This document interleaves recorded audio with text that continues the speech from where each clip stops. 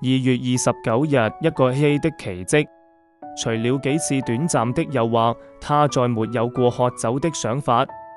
現在當他受到誘惑時，心裏會生出了強烈的厭惡。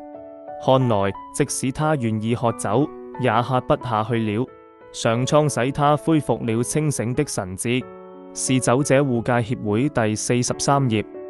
當我第一次看到上蒼這個字和 AA 的12個步驟相關的東西時，我十分恐懼。在嘗試過一切可行的辦法去戒酒，卻失敗後，我發現要把這種戒酒的願望保持一段時間簡直不可能。這個上蒼曾讓我陷入絕望，無論是酒還是戒酒，這讓我如何相信他呢？但最終我承認，了解仁慈的上蒼是可能的，開始相信有一種比我自己更強大的力量。上蒼就會賜予我清醒，答案就在其中。